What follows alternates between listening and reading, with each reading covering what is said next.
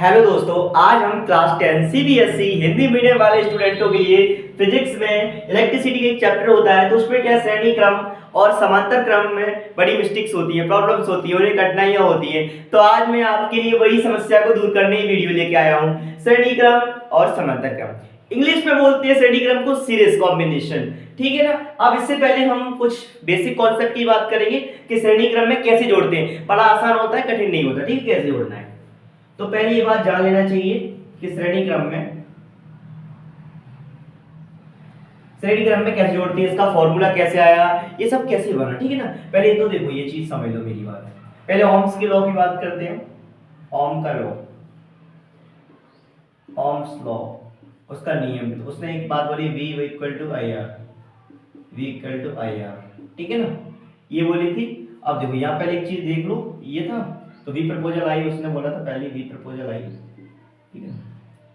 तो समझो, देखो समझो, V इक्वल टू आर लिख सकता हूँ I को, ठीक है ना।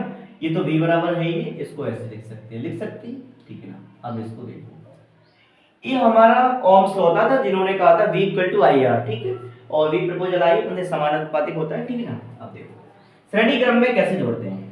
पहले तो चीज मेरी बात ध्यान में सुना करो।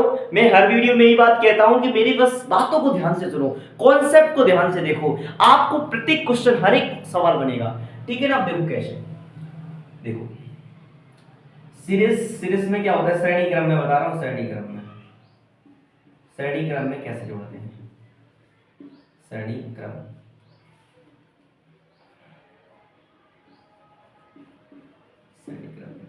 श्रेणी क्रम में एक बात याद रखो कि जो आई होता है ना, आई करंट, ये क्या होता है, सेम होता है, ये सेम होता है। और वी बेटा इसमें डिफरेंट होता है, अलग होता है, भिन्न भिन्न होता है, डिफरेंट। ये बात ध्यान में सुनो। तो देखो हम क्या करते हैं, जो डिफरेंट होता है उसको जोड़ते हैं कैसे, देखो V1 V2 और V3, ठीक है ना। V को क्या लिख सकता हूं मैं, आई आर ई, इसकी को हटा दो, ई लिख लो ओनली, तो इस V को मैं आई आर वन लिख सकता हूं ना। V को मैंने बनाया नहीं, ये फॉर्मूला यहां से आया V को, ठीक है ना। देखो कैसे, इसका चित्र बताता हूं, ये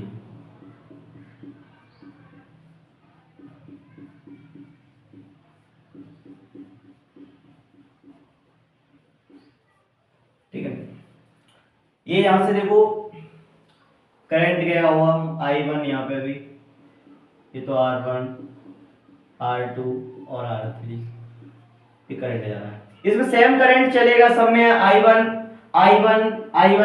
चलेगा, ठीक है ना।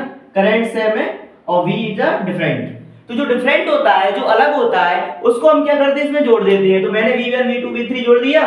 अब देखो इसको मैं क्या लिख सकता हूँ, IR1 IR2 लिख सकता हूँ, IR3 लिख सकता हूं। तो इसमें से मैंने ये I लिखा, ठीक है ना। इसमें से I मैंने कॉमन ले लिया, तीनों में I है, तो मैं इसको ऐसे लिख सकता हूं, इससे ये कट गया, तो RE बराबर क्या बचा, R1 R2 और R3। ये बेटा क्या बन गया, एक फॉर्मूला बन गया।